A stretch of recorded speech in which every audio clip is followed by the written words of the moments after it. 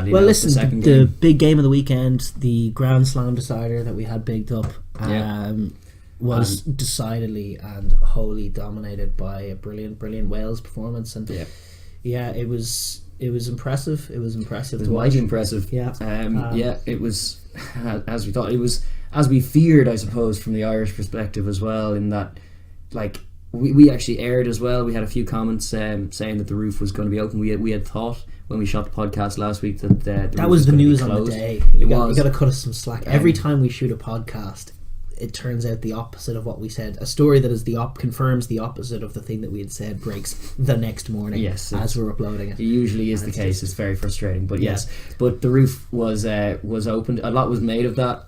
It is a big factor. It's such a... No, it was huge. I think it was huge. It was a terrible decision from Ireland's perspective. But we'll get into Ireland and why it was a poor call. But from Wales's perspective, it galvanised them further.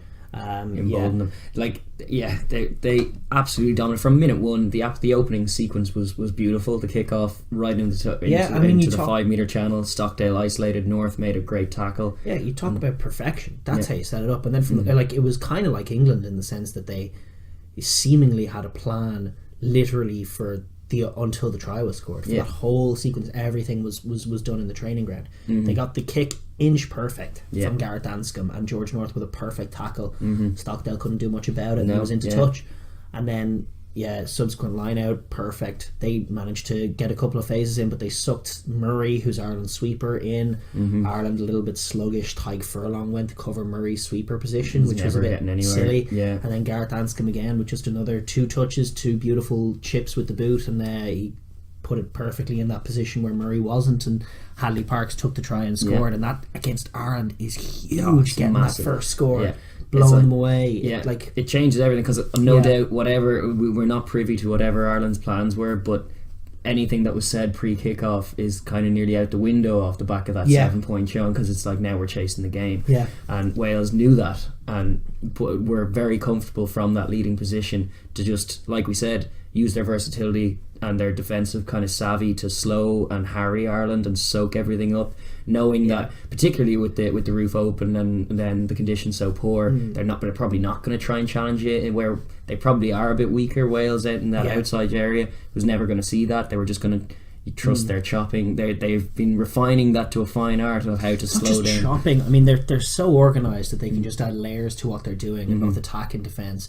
It's the benefit of having a long coaching system in there. I mean, there's a lot of talk about the Welsh depth, and to some extent it's all true. There's a lot of talented guys in there, but those are guys who are part of quite poor teams as well domestically. You put these guys in an Ospreys jersey and they're missing tackles, they're unsure of themselves, they don't look themselves, they don't look almost as interested. But you put them into that Wales setup with what's going on around them, and it just bigs them up, and they play much better, and they're encouraged to be smarter, and they know exactly what they're doing at every point. There was a clever little variation that they were working in, which is just Ireland. The latching thing really isn't what Ireland are doing this year. They're sort of coming. Their support players are sort of coming onto the ruck to clean it out and try and get quick balls. So it's just one man going into the contact. And time again, Wales just put the man on the outside, usually between the ball carrier and his support man. And that was a few times that they ended up holding up guys. There was one on James Ryan that was great, where Ryan went for a second shove that was so sort of effective last year and got them up, would get Ireland over the line. And then the initial tackler just put his body, I think it was Adam Beard, just put his body between Ryan and his support player, and Alan Wynne and France. I think it was Navidi. Alan Wynne and Navidi got in on him and held him up, and Ryan, for all of his strength, was no match for those two, and couldn't get back to deck, and Wales got the scrum. And you saw those little variations, those little bits of just outsmarting the Irish players just time and time again. They defensively, they just soaked up everything Ireland had. And Ireland naturally went to the bomb kicks a lot of the time, and Gareth Anscombe having to fill in at fullback did just a super job covering them and taking them. The guy was flawless. Grand Slam galvanised, and he just soaked up everything Ireland had to offer in that opening half with ease. Admittedly wasn't as much as an Irish fan might have liked as far as that. And we'll get into that. But you can only play what's in front of you. And Wales, as far as intensity, they brought much more, as they were always going to, with the Grand Slam on the line, and the way that anthem was sung from the very beginning. You just got that feeling that Wales were there for it. like, and this is sort of an aside, I don't know, I assume it was the same cameras for everybody. We watched it on our own host broadcast or Virgin Media, but the way that anthem, if you can watch it again, I'd advise you. It's just very much an aside and a non-rugby point, but the way it was shot, whoever was flicking from camera to camera was just really great. It was like there was a great noise to it, obviously, with the choir and the crowd, and then it was just a perfect moments. It was cutting from sort of passionate fan to the players to the choir and all the noise, and then right as the sort of the peak of the song turned up with the like whoa whoa, it cut to Alan Wynne staring over it all, and I was just like, oh, this is such a hero shot. These guys are just the mythic shot. These looking guys up at Alan Wynne.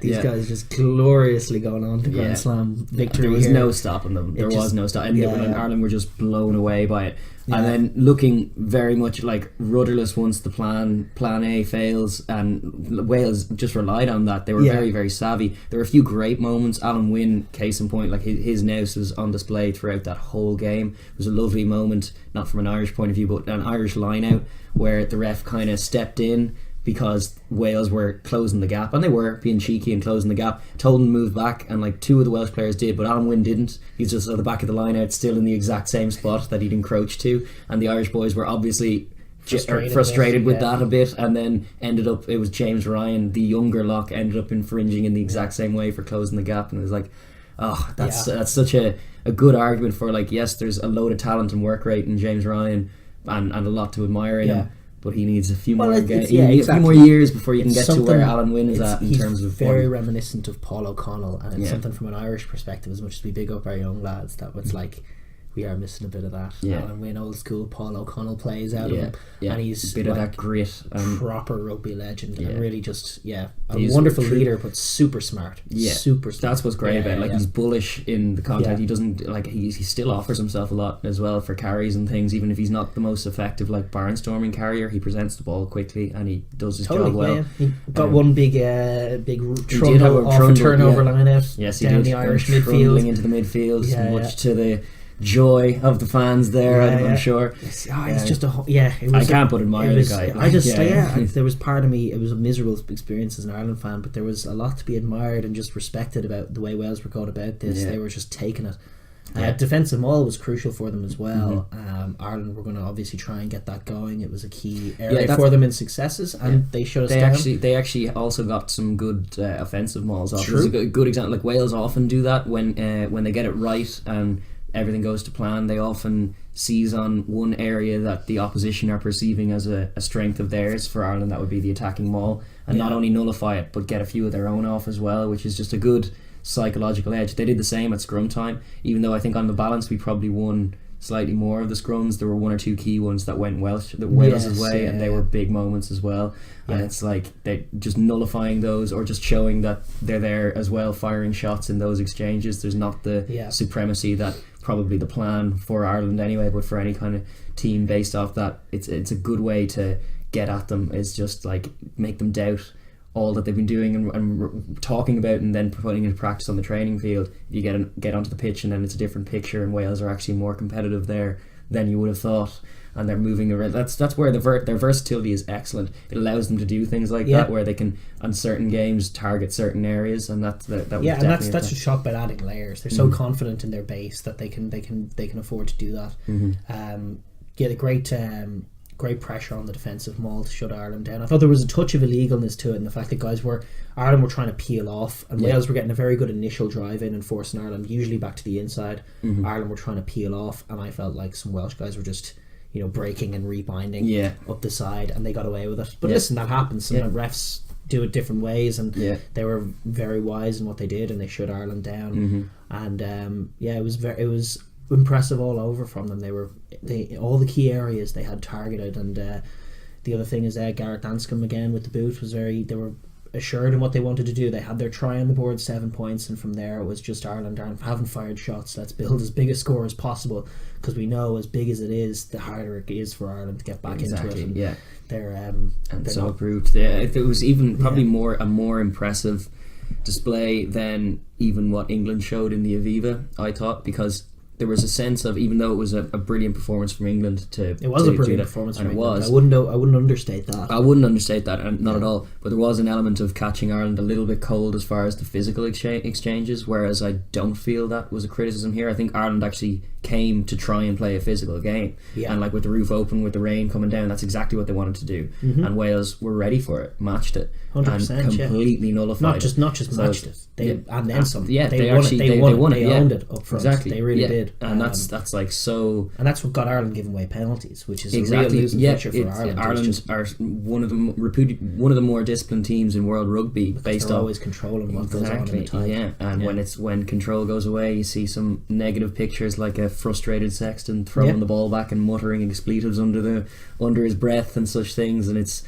all a very losing picture, and it was painted beautifully by Wales. Totally. And Warren Gatland. Yeah, the shout out to him. Like, I was very much a skeptic in the old Warren Ball days, which probably peaked in the 2013 Lions tour. And obviously many an Irish fan had their own reasons for disliking him around then as well. But the versatility that he's shown, and the impressive, like, Wales just stuck with them, and they're really seeing the dividends now after 12 years. It's such a settled outfit, and he's like a great coach, and he has very good systems. They can pivot to different ways of playing, and they have a huge big game temperament and form in them, and know how to get over the line right now. It's all coming to fruition for them. It's been a stellar 12 months or so since they've last lost. I mean, probably more now. It's probably closer to 13 months now since they last lost. What do we think of the what they had to go with for much of the game was Bigger at 10, Anscombe at 15, and Liam Williams on the wing. It's pretty good. Pretty good. Works. This is the thing, they're so adaptable on the fly that it wasn't even too much of an issue to lose a guy like George North so early, and it's like, who had already contributed one very positive play. This is it, like nearly a contribution that directly led to that 7 points anyway. So it was a good showing all around from that back line, and I like the idea of those two playmakers on the pitch at the same time. Even if it pushes Williams out to the wing, even if Williams is a savvy enough footballer to and make impacts from the wing. He plays a lot on the wing for Saris as well, so it's like it's no issue there with Liam Williams slipping onto the wing, and it just means their backfield coverage is all there, which is what renders the bomb as ridiculous a play as it was. But it's like there's a load of high ball experts on that Welsh team. I don't know why we're trying to target them there, but and especially on Grand Slam day, like rain or no, they're not dropping those balls. There's just no way. They were brilliant. They took them. For all of that waxing lyrical about Wales and their greatness, it's important to remember just how good a matchup that is. For them, in terms of, like, this is a water type trying to attack a grass type. If we're going to go the Pokemon analogy, Ireland just kept doing splash, and it wasn't very effective. And indeed, and the Welsh Bulbasaur just owned it, and it's true. Like you were raising the point in the podcast that actually, if you're being honest about it, Wales, if they're to play Fiji, that's a tougher game for Wales than Ireland. It's a tougher matchup for what they do, and this is where I was going to talk in, because it's not like an indictment of them or anything. It's just some little concerns that linger based on recent history. With England going so well and then falling off, and Ireland going so well and now falling off, and Wales are now going so well, and are we to assume they won't fall off? So there's all those sort of things, and then there's also just a few little concerns, which for me are just the start, like the tournament as a whole, which is like, it's been a picture for many as a Welsh victory in recent times in the Gatland era, all of which in 2012 and 2013, those two wins were followed with horrendous summer tours and November tours against the Southern Hemisphere sides. And the picture of those two tournaments in particular was very slow rugby. Physical. And it has been a slow Six Nations. They have, like, sides have tried to take them on up front and failed. Wales have fronted up physically well. They've played that slow game, they've taken their 3-pointers, and then in the crucial moments of a game, they found tries. And that's been the way that they've gone about it in previous tournaments. So it's just, the fact that in the World Cup, who is it? They have Australia. They have Australia and Fiji and Uruguay as well. Obviously, they'll probably deal with Uruguay. I'd back them to deal with Georgia as well, just given the matchup for them. But like when their defences struggled most this year, you saw was probably that first half against France and that second half against Scotland. And what defined them was those sides moving it instantly to the outside. Finn Russell for Scotland was instantly on the outer edge looking for inside or outside balls, and France were flooding the tram lines with 4 or 5 back players, and they got outside Wales and they found tries, and it was quick rugby, offloading rugby, and it was done in the width of the field, outside of Wales's sort of narrow blitz, outside of Jonathan Davis, making him make the read either on his inside shoulder or his outside shoulder, but it was that area that they were pushing, and in those games there were tries. Darcy Graham's try, for example, was very much Davis isolated, no one on his inside, Finn flicks it back in, disguised ball, and, beautiful try from McGuigan. It was a beautiful try, but those are just it's not necessarily like an indictment, it's just these are things the Wales are going to have to keep in mind going forward. Especially and you're saying as well, their warm-up games for the World Cup were against England and Ireland. 2 games each against England and Ireland. That's no real way to prepare for Fiji. It's no way at all to prepare for Fiji. That's a concern. It for is them. A concern. They're playing bludgeoning physical games in their warm-up against England and Ireland, with whom they have such rivalries. Injuring a few key men. Alan Wynne goes down. First of all, it's 4 games, and second of all, it's 4 physical games against sides with whom they have such rivalries that it's hard for them to take even a step back. It like that for me as World Cup prep strikes me as just a little silly. So their first game against Southern Hemisphere opposition, with whom they've struggled traditionally, is going to be in the World Cup, and it's going to be those games against Fiji and Australia that are going to be, they're definitely going to be new challenges for them, and their defence is going to have to take some time, even without the match prep, and work on that. Work on what happens when teams instantly flood the wide channels, what happens when teams are getting offloads away and are looking to basically exploit you with quick wide rugby, because Ireland very much played into their hands with that narrow attack. So it's definitely something that they'll have to keep in mind.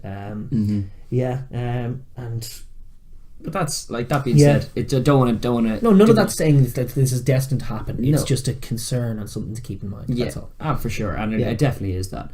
But that being said, just huge congrats on the Grand Slam. Because it was thoroughly deserved. It's not just dominated that tournament. And it's not just in the context of a World Cup year. It's its own context. It's its own accolade and success. A Grand Slam in any year. Exactly. And it's a magnificent achievement. It's however many they've got now. They've got the most, I think, since the professional era or something like that. The most since it became the Six Nations. I think most Grand Slams at 4. I think.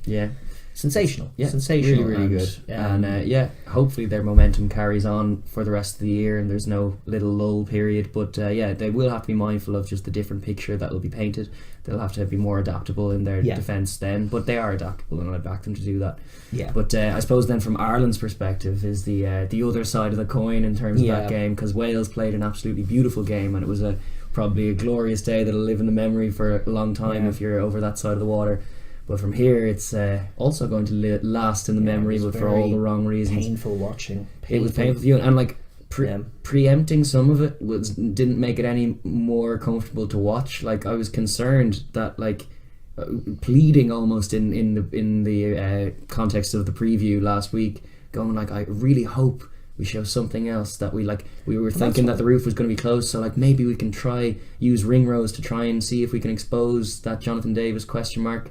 Maybe we should be kicking to fine grass a bit. Maybe we should be trying to use a bit of offloads, a bit of support lines to try and just be a bit deceptive about where that contact is, and none of that happened. It was very much Joe Schmidt's plan. We're going to try and get over the gain line with our carriers and then flash it out. Well, no, there was no flash. There was no flash. Because we never got over the gain line. And what was disappointing as well is just as soon as a set play, there was one midfield scrum where we tried a little quirky switch move to Bundy Aki to try and switch the play, but then the Welsh line speed just closed. That was hilarious. And then we just gave up on the attack straight away. I was looking at that scrum, and who was it who was directly behind the scrum? Ringrose, I think. No, I think it was Larmour. I think it was late on, was it? No, it was Ringrose. Was it Ringrose?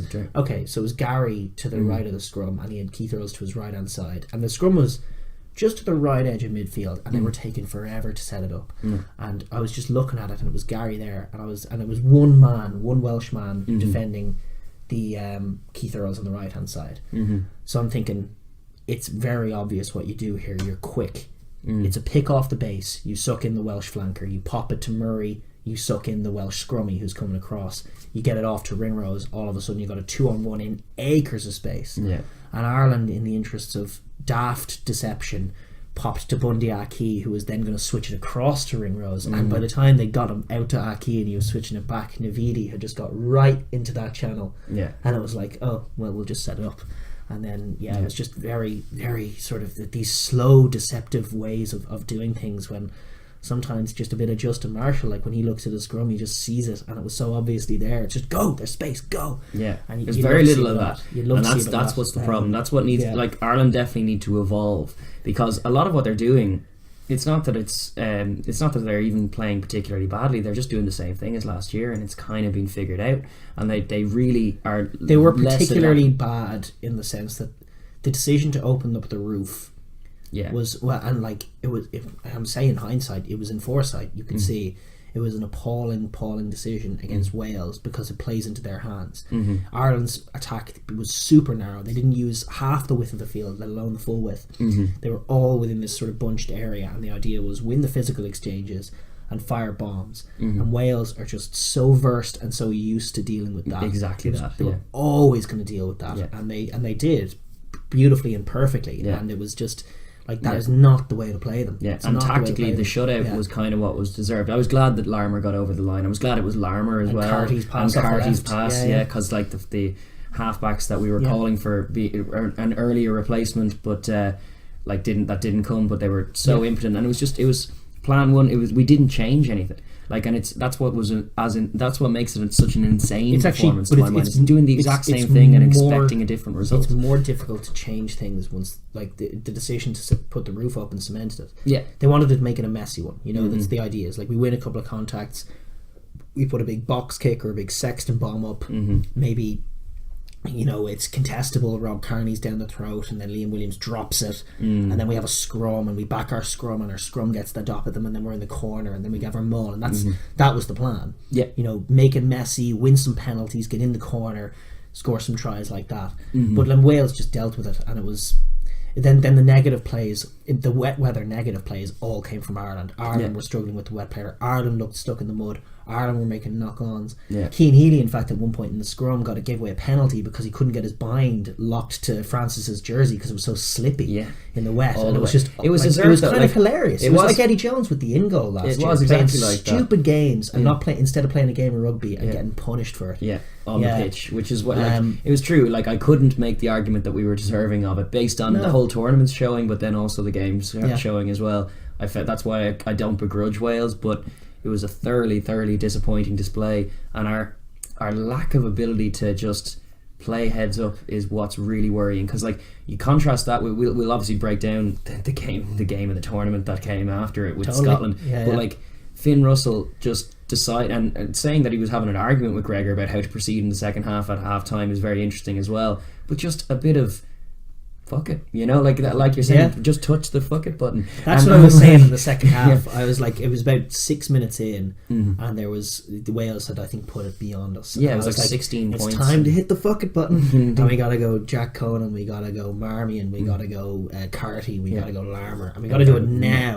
And it never came. Not till 70 odd minutes. That's the problem. And there's no. We were making this point as well, I suppose, in the fact that it's like there's no point bragging about your building of depth if the starters are doing so badly and you can't haul them off and replace them. That's pointless. It's also inconsistent. Like some of the messages, I'm not sure what to make of this Six Nations. I think it's been a pretty horrendous one from Ireland's point of view, obviously, but for more reasons than just the outcomes. Like things like Henshaw only played one game out of position and now has been injured for the rest of it. What does that do for that boy? He's going to come back into Leinster and resume his job at the centre. In terms of from the Leinster boys' perspective, there's quite a bit of leaning on Leo and Lancaster and their stardust to sprinkle some confidence back into the side.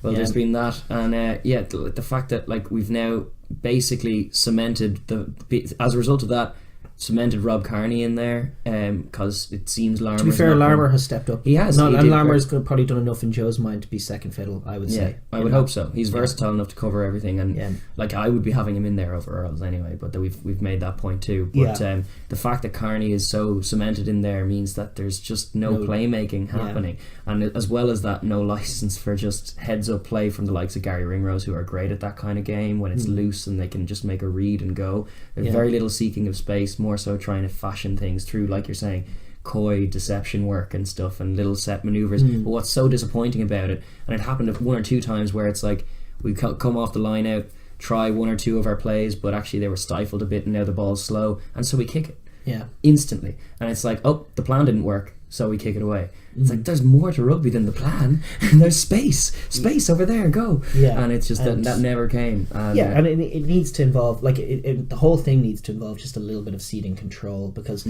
as long as this game plan is so manipulated, it's always going to be best executed by his two guys in Murray and Sexton, and that's why he's so hesitant to take them off, because it just puts his plan to one side. But they have to have that in them. They have to have that ability to give a picture to Jack Carty that he might want to go. Like Finn Russell, there was no Gregor Townsend parts in what he did to England. And that's the point. Like, actually one of Ireland's better tries of the tournament, I thought, came from Sean Cronin in the opening game against England, who was just a heads-up play. He was like, oh, they've moved off the ruck, I'm just going to go, and I'm going to dance, and I'm Sean Cronin. In fact, I think he popped it off to Cooney. Right, but he made, I'm not sure if he scored it or not, but it was in that opening game against England. After the game had been over, but he just saw a bit of space and went, and has that gas, and he's a super player, and that's what you need. That's what you need to give the boys a bit of license. Well, that's the other point I was going to make in terms of being a negative one is, like, Sean Cronin has one bad game and is summarily cut from the squad in quite harsh fashion. Meanwhile, Sexton and Murray have 5 bad games and are being played into form. It's because Joe doesn't like Sean Cronin very much. Well, that's the reason. It's a problem because he's probably the best hooker in the country at the moment. I agree with that too. I agree with that too. Yeah, it's like they're a fun team in the sense that, like, if I was to zone out of being an Irishman and look at World Rugby, as I do with Georgia, sort of, I look at them and I just think, God, this is a fun team. This is it's going to be a very interesting picture when the top teams play this team. They're slow, they're controlling, they're methodical. They paint a very fun picture to games. They slow everything. Instead of all the teams like to speed things up, they slow it down and they choke you. They're like, as I've said before, like Habib Nurmagomedov choke that they try and get you into. But I think if I was to also objectively look at it and analyse, I'd say, there'll be a very interesting challenge for whoever they meet in the quarterfinal.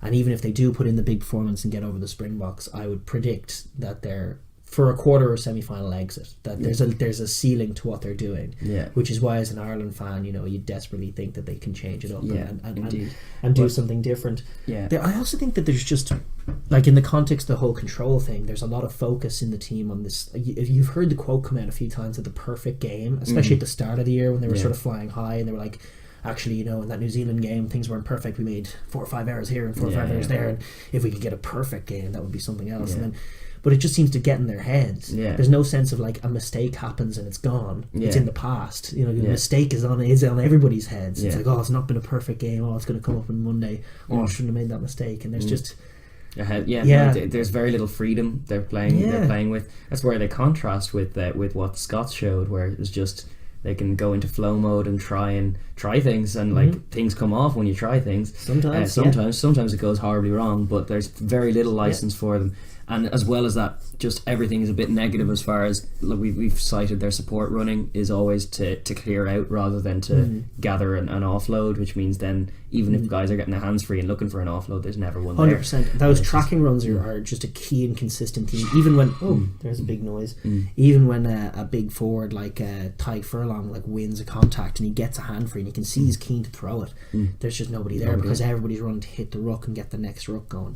And that's a problem. It puts a pretty low ceiling on players' ability to create anyway. Like someone like Gary Ringrose, who you'd just be such a fan of watching him in Leinster, watching him play heads up rugby, or Larmer or anybody else, and there's just less license for them to do that because they're trying to be in their formations and be part of Joe's plan and be one runner in this shape that Joe wants, and it's less effective. It's NFL rugby, man, and it's got its limits, and while it is colourful to watch, it's also a shame from the objective perspective at the same time that you're never going to see an unshackled Gary Ringrose have a go. Well, like, you can picture, like, the way I was theorising that just a completely different way to play the game is to have, based on form, Marmion at 9, Sexton at 10, Henshaw ideally at 12, Ringrose at 13, Carberry at fullback with Larmer on one wing and Stockdale on the other, and that's a much pacier, much more playmaking kind of probably less solid defensively. Like between Carberry and Larmer, you're sacrificing a bit of heft in the back line, I suppose, or in the back three, and putting a lot on Carberry's shoulders if you just stick to the same defensive system. But you're putting more decision makers in there. That's probably what is the affront of that. But we've been saying it for a while. We need another playmaker in there, because as it is, Gary Ringrose in the current setup is basically undroppable, because he's the only other one who can function as a playmaker outside of Johnny in the back line, which means now that it's not a good position to be in, where Sexton, Murray and Ringrose are undroppable, because Ringrose by his own standards didn't have a great game himself, dropped a couple of balls, threw a loose offload in the early he did. So like the fact that he is the sole playmaker out there besides Sexton is such a problem, and it's just weird. Well, I'm almost less focused. I mean, the personnel point is good, and I agree with you on that back line, and I think there's other personnel things you can look at, like having Dev Toner back will be huge for the set piece. That's true. But and generally speaking, it's actually it's in terms of the style of play and what they're doing. Like the team that played on the weekend can put in better shifts than that, for sure. And we saw that last year. I also think, like, in terms of one man to have back, it would be massive to get Dan Levy back. If for nothing else, just last year, like he's explosive and he's physical, but he actually had this great little telepathy with James Ryan, who is on his own out there these days in everything that he's doing, defensively and offensively. There's no one with him. He doesn't seem to have any. He's not in sync with anyone around him. And I actually had a great little sync for both Leinster and Ireland with Dan Levy. They were actually playing and feeding each other. Both Michael's men or Belgian men? I think so. Michael's, and so they like have that little relationship. That's a good point, and it is true, and you see it in Leinster as well. They combined excellently for that try against Sarries last year. They were doing it all year though. Even in the Six Nations, they were doing it. They have good. They're in sequence. Well, I personally would like to see Levy back there, because he can lead the defensive line, and that leaves me free to drop CJ like I've always wanted. I really that play from CJ. Oh, I forgot about that. That really has to be, like, there are so many really poor moments, but that free kick off a midfield scrum on 22, which we just got the better of. Just won a free kick, just won a scrum again. So not only was it the wrong call to tap and go, but then the absolutely techerless display in, like, shinning it into his forward pack ahead of him and conceding an accidental offside scrum. Oh, it was painful to look at that. It was his worst. It was his worst play, I think, in an Ireland jersey. And that's, probably, and he's had a few high bar for negative plays, but he's overcame it with that one. Yeah, like I would be more in favour of either Jordy Murphy or Jack Conan, preferably Jack Conan being in there. I realise there's a sacrifice. He does a great job of leading the defensive line. Does CJ usually? Although at the weekend, he gave away a lot of penalties at the weekend. And like, he's not getting the same go forward that we used to rely on with him. I think Jack Conan's kind of more footballing, ball carrying is actually more effective these days. But with Jack Conan in there, he is not the same physical presence, which is a problem. But if Levy's back, he brings that same attritional. He's got a decent turn of heel. I would back him to lead that defensive line. And that would be my back row would be something along the lines of Peter O'Mahony, Dan Levy, and Jack I think Conan. it's there's a sense of different tools for different jobs, in the sense that the way that Ireland beat the All Blacks, and the way that Ireland having that physical, slow, controlling possession like they did to France, where they controlled every facet of the game. It's not a bad game to have in you. They just need to have other ways of playing the game in them. For sure. So there needs to be different tools for different tasks. They actually do have a bit of depth. You just need to trust some guys for some jobs and be able to, in a game, change that then as well, and you know, have other ways of playing the game to go to when you're controlling one isn't working. That's the main problem. So it needs to be an evolution for them, and that was what was highlighted by Wales. That's why I think it was a more telling one than, like, you could have made apologies for just the lack of like they didn't seem to arrive in Dublin with the same physicality or urgency that England displayed, and then before too long the game was beyond them, and that's a problem. Whereas this time they did come knowing that Wales were going to be bullish and buoyant, and it was just they tactically played right into Wales' hands. Tried to match Wales' intensity with, like, a ferocious defence, but ended up just giving away stupid penalties because they couldn't match them. They were on the back foot from minute one. Exactly right. And then they are such a poor team at chasing it, as we said before in podcasts gone by, and everyone, it's obvious to see, like, we're not unique in pointing that out, but they're so bad at chasing a game because of that. They limit themselves because of that play-by-play way, that process-driven way that they want to play the game. So they need to evolve, similar to what Wales have done, I suppose. Like, it's like for Warren ball, Reid Schmidt ball, and it's limited. What it is a really good base, because it's added a layer of professionalism. It's already yielded more success than Irish rugby's ever seen. So it's like the doom and gloom and naysayers are completely wrong. Third place in the Six Nations is about all we deserved for our showings this year. We still put away the teams. Like the display against France shows that like we're still at that top level where we're above those teams. Yeah, there's a top 5 with I'd say Australia and Argentina flirting, and Scotland in that flirty zone where they could beat one of the top 5 teams and get up there. But then the top 5 is sort of Wales, Ireland, England, South Africa, All Blacks. Yeah, and all of them are there. I think New Zealand are comfortably at the top now, but the gap has diminished to a point where any given Saturday, or any given Sunday, if you want the NFL expression, but they can beat each other, one of them.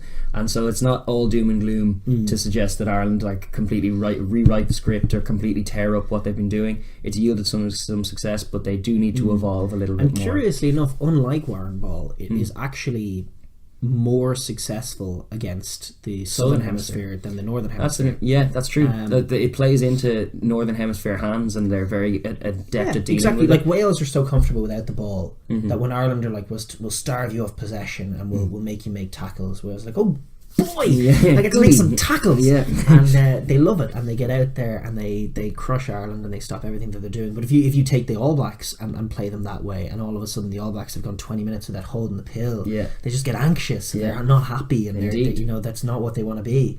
So it's actually, it can be and could be a pretty useful tool for whoever we meet in the quarterfinal, for sure. But then you got to have those other layers. That's the point. It's ultimately not good enough to win a World Cup, which is where Ireland want to be. Indeed, but it's also massive progress from where they were last World Cup, where it was basically, as we kind of tongue-in-cheekly described, a team with a backline full of fullbacks and 2 halfbacks that kick the leather off the ball and we'll just chase it all day. And that was essentially all we brought, and we deservingly got dumped out for probably around sexy Argentina. Who were trying to play a bit more rugby than us. And interestingly, the most positive plays that came out of us that tournament came from pressing that fuck it button. Lukey Fitz just dancing away. Indeed, so it still needs to be in the locker, and then like mixing it up needs to be a factor. Like change the picture. Like maybe if Joey Carberry was on the bench instead of Carty, he would have been more inclined to throw that in. That still doesn't make sense, because the game was gone.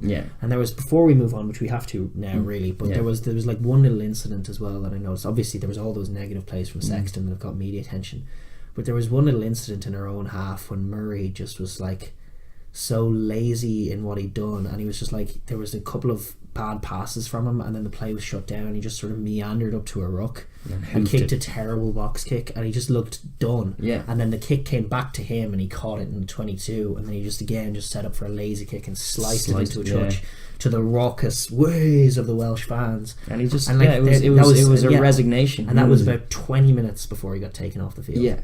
What's that about? Like, that's what I've been crying for all tournament. Like, not only has he not played well by his own standards, he's actually put in some horrible showings as a scrummy, like not covering the backfield well, being a bit lost in defence. He was probably exposed a bit for that first try as well, for not being in his sweeper role. Like, he was a huge part of the problem for all this tournament, and playing him into form, not only does it not work, but it's like sapping his confidence also as well as... into form for what?